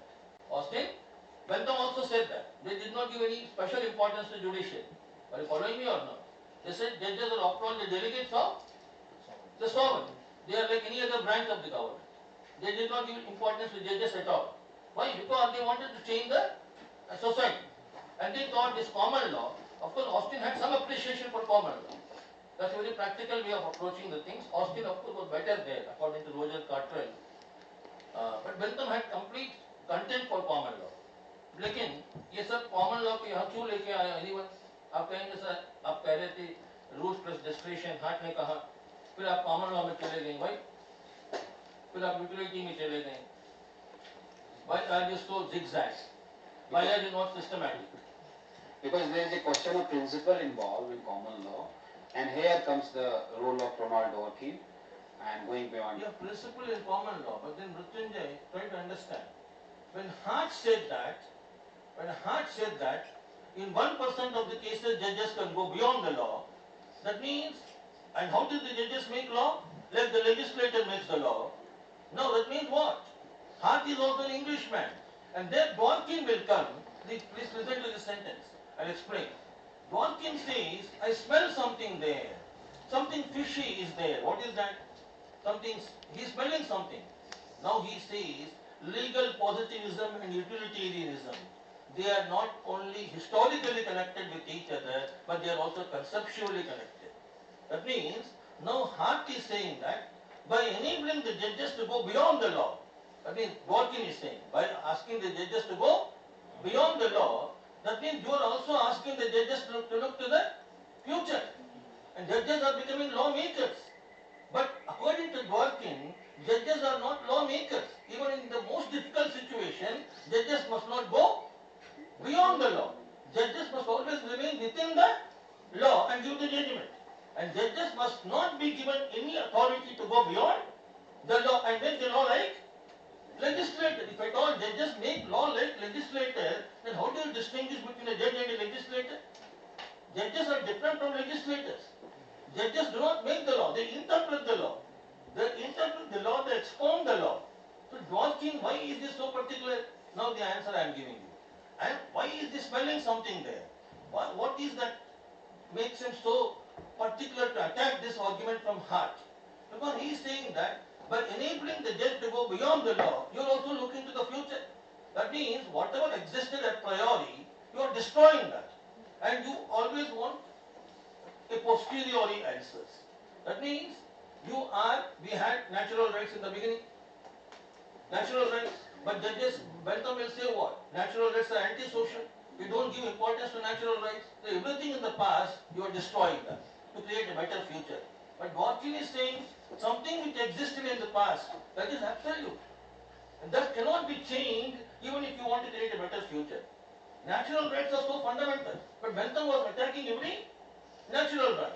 And he was saying natural rights are good only when they increase the utility.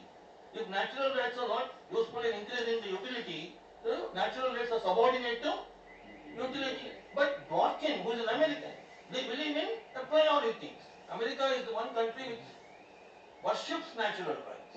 Human rights are respected maximum in America. They give maximum importance to human rights. And now, when Bentham is attacking human rights, because you know what exactly is the language of Bentham for human rights, natural rights? He said they are illegitimate children. They are bastards.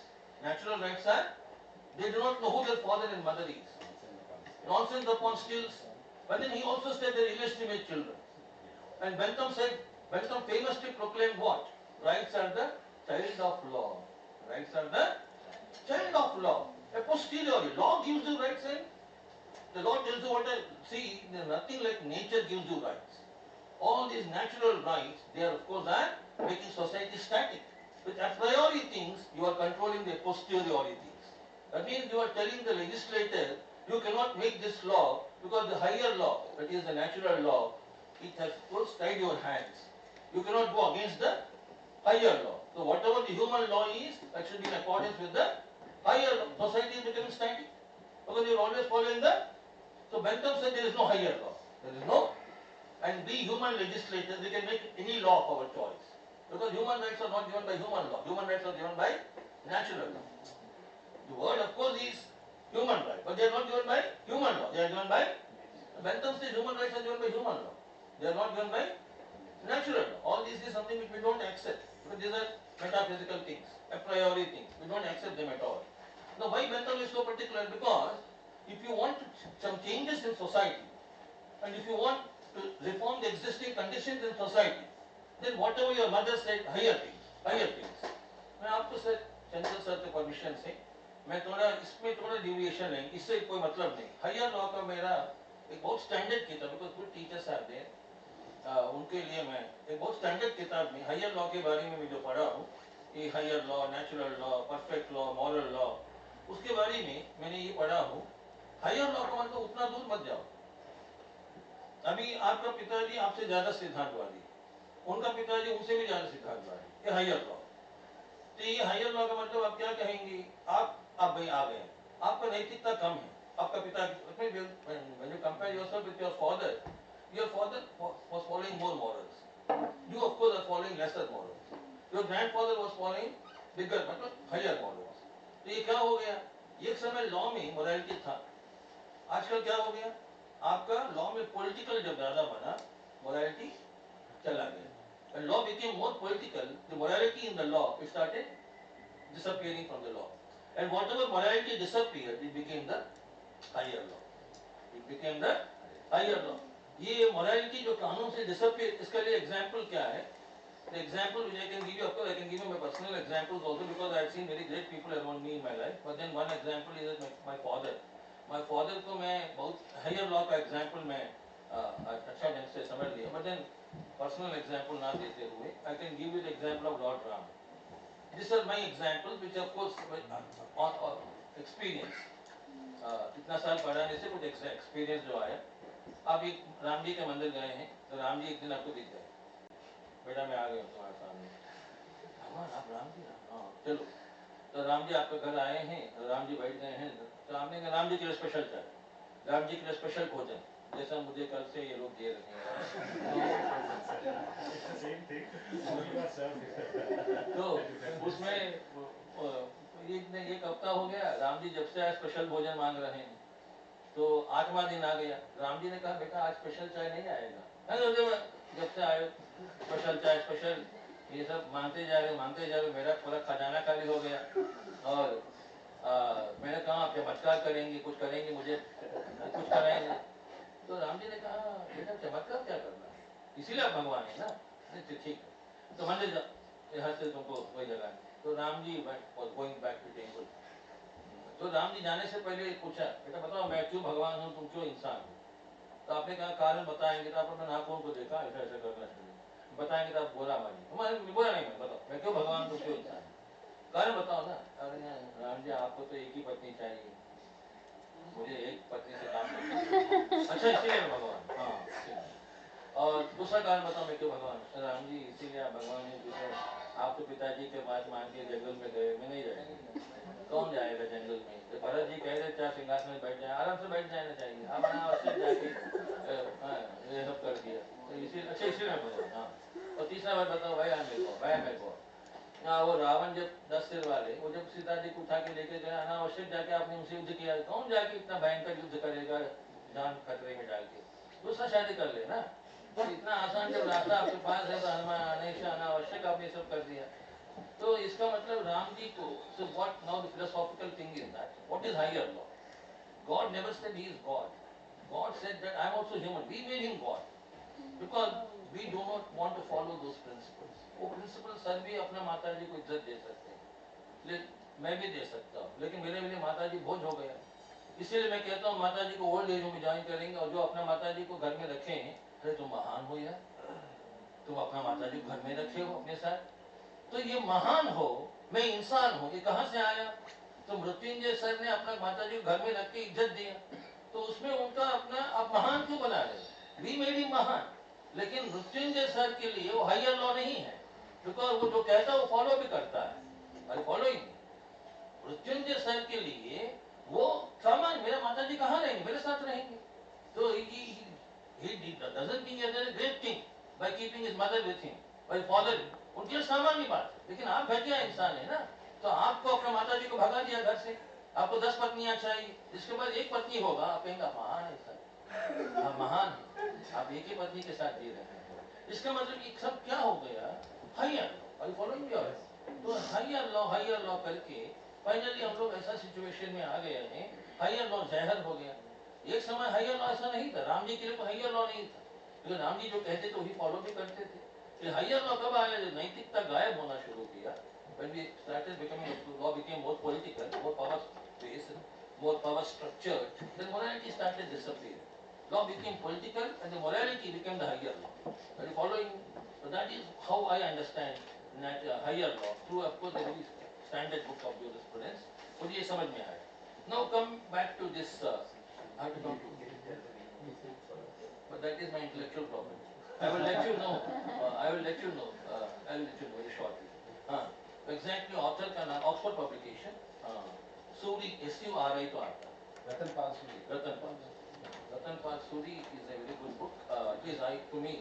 अभी आपको let me go forward now. आपने मेरा पूरा intellectual property. So now the thing is what? So when you understand, when you want to go forward, so Dworkin को क्या लगा? ये हाथ में क्या कर रहा है? He is also asking the judges to look to the future, and he is also trying to, because legal positivism is concerned only with ease. Legal positivism is not concerned with utility. Bentham is concerned with utility, but Dworkin smelled something. That Hart is also supporting utility, and he is also making judges to look towards the future. और जज कैसा decide करेगा? Future को देखें. इसके अंदर कैसा decide करेगा? फ्यूचर को देखें. मैं आपको एक एग्जांपल देता हूँ. Suppose you are on a fast. You are exercising your natural right. Law has given you the natural right. So you are sitting on a fast, and then you continue with the fast. So people gathered over there. It became a very explosive situation. Police had come. Any moment the shooting can take place, and innocent people may die.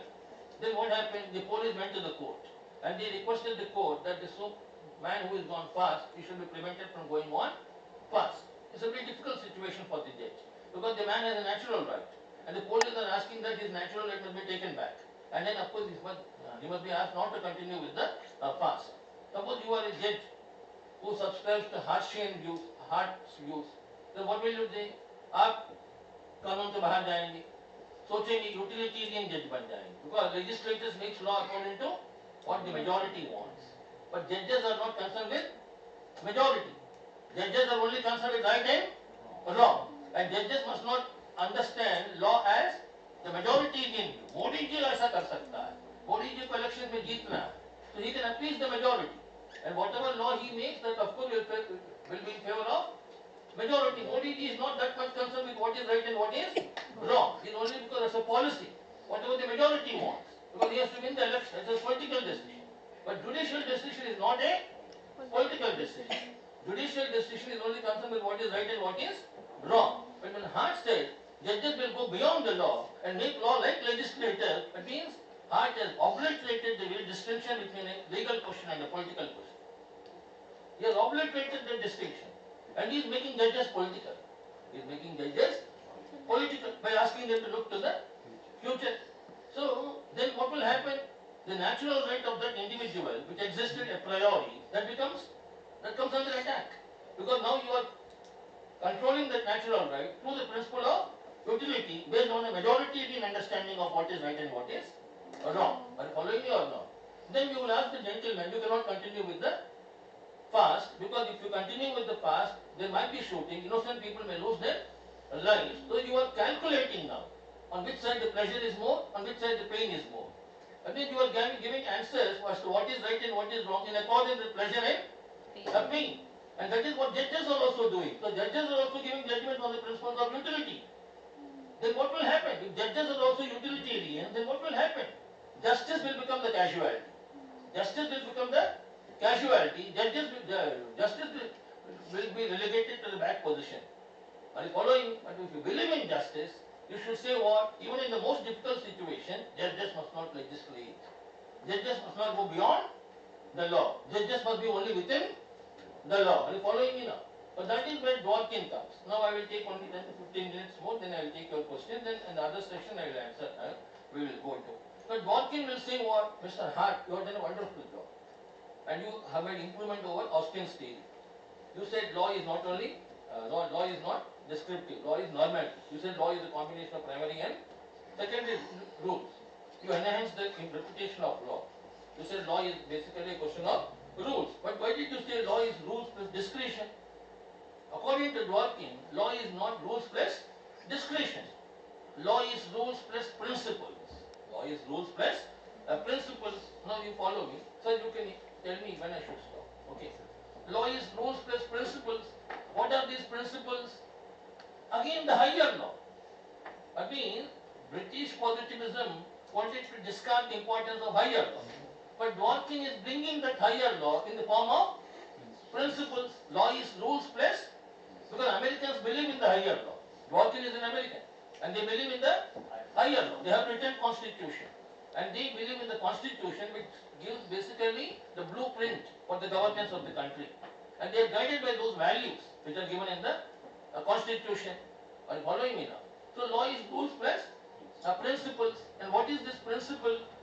मैं आपको principal का meaning अगर पूछेंगे कोई बता सकते हैं? कल सर मृत्युंजय को बता सर आए थे बताए थे आपका वजन सर का वजन कुछ कम ही है ठीक है 60 किलो हाँ तो सपोज लेकिन सर क्या कहेंगे चंचल जी सर आपको कल नायक बार दिखाना पड़ रहा है बने आपका नायक बनेंगे तो सर क्या कहेंगे चंचल जी कहेंगे मुरली जी उनका वजन तो अच्छा है 60 किलो है लेकिन उनका वास्तव में कोई वजन नहीं है 60 किलो से सर ऐसा वजन नहीं है वो सिद्धांत वाली नहीं उनके अंदर एकदम सिद्धांत नहीं उसमें वो बहुत खाली है और एकदम अनैतिक आदमी है और उनमें कोई बेसिक स्ट्रक्चर है ही नहीं है और जरूरत पड़ने पर मम्मी पापा को भी भेज देते हैं तो इसका मतलब आप क्या कर रहे हैं you are saying that law is only rules और रूल्स को किसने बनाया हार्ट ने क्या कहा rule of recognition and he said rule of recognition will bring you from the legal pre-legal world into the legal world but rule of recognition is based on empirical criteria rule of recognition is not based on substantive criteria it does because according to Hart law can be formal law is formally just but can be substantively unjust because positivists are only concerned with formal justice they are not concerned with substantive justice they are not concerned with positivists को content से कोई मतलब नहीं है they are only concerned with the formal justice only formal justice if at all you because you are looking at me as though I am speaking something Latin let me give you an example to make you understand Hart was confronted with this question so why people always use the word justice whenever they take the word law what is this connection between law and justice and you are a positivist and you say that justice is not that much our concern. You are only concerned with the law. लेकिन ये क्यों ऐसा आता है? Law, justice. आज ने क्या कहा? इसीलिए आता है common vocabulary है. Law का और justice का common vocabulary है. लोगों ने कैसे इससे संतुष्टिपन नहीं हो रहा है. कुछ और अच्छा आंसर दीजिए ना. तो हार्ट ने क्या कहा? अरे यार लॉ को जस्टिस के इसी के साथ जोड़ते हैं. लॉ से फॉर्मल जस्टिस होता है. तो what is the formal justice? Justice in accordance with the rules yeah justice in accordance with the rules लेकिन आप आगे क्या पूछेंगे मुझसे anyone you can also ask me suppose you say sir if justice is justice in accordance with the rules what if the rules themselves are immoral if the rules are unjust Hart will say I am not concerned with that rules must be followed Mrutyunjay sir is saying that rules themselves are unjust Hart will say I am not concerned and he had given a very emotional answer and an answer with anger what is that answer Mrutyunjay sir ko Hart ne gussa karke kya bataya Mrutyunjay ji you have to stop somewhere rule of recognition is identified rule of recognition takes an internal view in identification of the law it is not only purely external view now the rules have come and suppose you question the rules itself then what will happen you keep on questioning everything you can question the Supreme Court you will say there must be a court above the Supreme Court also. Again, you have to stop somewhere. And I stop with the rules. So don't say that, don't question the rules. Justice in accordance with the rules. That is formal justice. Don't question the rule. Because if you question the rule, what will happen? You keep on exploring and exploring and exploring, and it becomes ad infinitum. What is positivism saying? That you should stop somewhere. Law is the command of sovereign. Stop there. Don't enter into moral questions. Moral questions में जाएंगे तो क्या होगा? The debate goes on and on and on. Are you following me now? Somewhere you have to stop. And now, when Hart is saying that, that is the connection between law and justice. So judges give judgment in accordance with the rules, and that is formal justice. And we are not concerned with substantive. अगर मान लीजिए sir एक नियम बना है, sir का मतलब यहाँ founding fathers, that a black man cannot study here. That is the rule. And what should sir do? He is a judge. He should follow that rule. Black men must never be permitted to study here. लेकिन sir ने कुछ सोचा, रंग में क्या है, black man है, white man है, what is the color of the skin. Suppose he permits the black man to study, according to Hart it is injustice. Why? Because sir did not give judgment in accordance with the rule. So not giving judgment in accordance with the rule is injustice. Following the rules is justice. So Hart ने क्या कहा? We are concerned with formal justice. We are not concerned with the substantive. The law can be formally just, but substantively unjust. You understand that? And now I have a question. Mrityunjay sir can also answer. Hart talked about the minimum content of morality. Why? He is a positivist. Why did he welcome morality into the law? And what is the morality he talked about? Anyone? What is the way he arrived at the moral things? A positivist or natural law means, a positivist Hart, he is also accepting morality, minimum content of morality. But what is the basis to accept that morality? Utility and discretion. Yeah, you have to give me a more elaborate answer. So the moment there is discretion, No, I don't think you are right. Anyone else? What is the positivist way of understanding morality? See, Hart, why is it called as the soft positivist? He is called as a soft positivist. Of course, I can give you one dimension. Is it in the sense of control over the powers that have been conferred on the sovereign? No. See, Hart said that, देखिएगा, nature has made us approximately equal. That means no one is 8 foot in height or 10 foot in height. We are all maximum 6 or 6'5". Approximately we weigh the same thing, 70 kilos or 80 kilos. Everyone requires water. Even the President of America, he is also a human being. He also requires water. He also requires food. He also requires 8 hours of sleep. So, these natural limitations, it is applicable to every human being. Nature has placed us under equal limitations. कोई भी ऐसा इंसान आपको नहीं मिलेगा जो समुद्र में पानी में एक हफ्ता रह सकता है. प्रेसिडेंट ऑफ अमेरिका में हो क्यों ना हो, वो सद्दाम हुसैन क्यों ना हो. मतलब we are all equally vulnerable. We are equally, approximately equal. इसका मतलब क्या हो गया? नेचर इतना लिमिटेशंस प्लेस करके हम लोग को दुनिया में भेजा है. अभी मैं आधा घंटा के बाद चाय नहीं पिएंगे, बेहोश भी हो सकता हूँ. इनडायरेक्टली इशारा दे रहा हूँ चाय पिलाएं. इसका मतलब अब कमेंट नहीं करना है जिंदगी में. यही मैं सीखा हूँ. कमेंट क्यों नहीं करना है? बिकॉज हम सब लोग इतना भोजन नहीं मिला, भूख मतलब बेहोश हो जाएंगे. तो nature has placed under so many limitations, और इस लिमिटेशंस के माध्यम से आपको परफेक्ट बनना है. That means perfect human being limitations का संघर्ष करते हुए आपको परफेक्ट बनना है. तो that is something which is very. अभी हार्ट नहीं बनना, मोरालिटी तक हार्ट ने कैसा पहुंचा इस सिद्धांत से. Now he said that positive law cannot be perpetually immoral. Why positive law cannot be perpetually immoral? अगर मान लीजिए मैं ऐसा व्यक्ति हूँ, मैं बहुत दुष्ट इंसान हूँ और हमेशा निरंतर अनैतिक काम करता हूँ. I always do immoral things. But even I require food. Even I have to sleep. And when I sleep, my enemies can attack me and they can murder me. So nature has placed me in such a way that I should at least be good to some people. And that some people will protect me when I sleep. That means ये नैतिकता को नैतिकता अच्छा है उसके लिए नहीं. Why should I be moral for my own survival? Because I cannot perpetually be immoral. Are you following me now?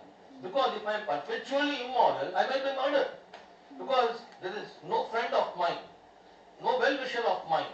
So I will be good to at least some people because I understand that if I am perpetually immoral, I can be murdered. So I want some people to protect me when I am sleeping. So those people will protect me when I am asleep. And so I should be good to at least some people sometime. Is it not so? Now that is where heart is saying minimum content. Why should I be moral for my own?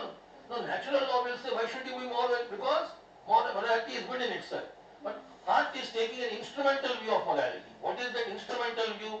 He is saying that morality is required for your survival. Are you following me or not? Now here, now heart is saying what? Positive law requires the help of natural law for the survival of the positive law. Are you following me? If the positive law does not contain elements of natural law, what will happen? People will overthrow the positive law. And positive law will be very short-lived. It's a revolution आ जाएगा. Agar if you want the positive law to continue for a longer time, you should have minimum content of morality. Are you following me or not? Then go a step forward.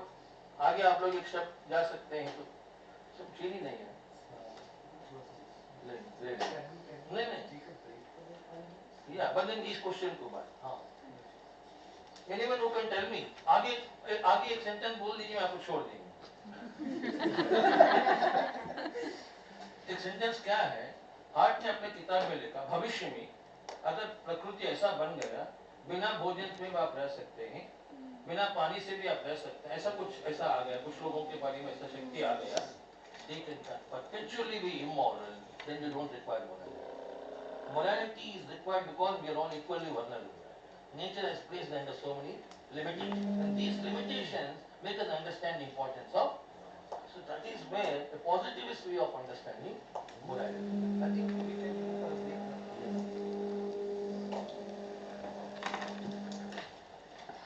I will all this working, but correct करके आएंगे. Sir, I am speaking in Hindi just to make them. No, that's not. I am a South Indian. But then.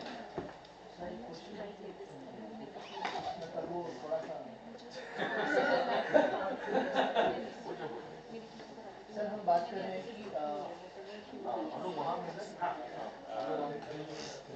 You can ask me questions. Yes. And there was a girl yesterday. I'm sorry for that because she wanted to ask me something and then I said that. Yeah, you can ask me now. So 2 biscuit भी ले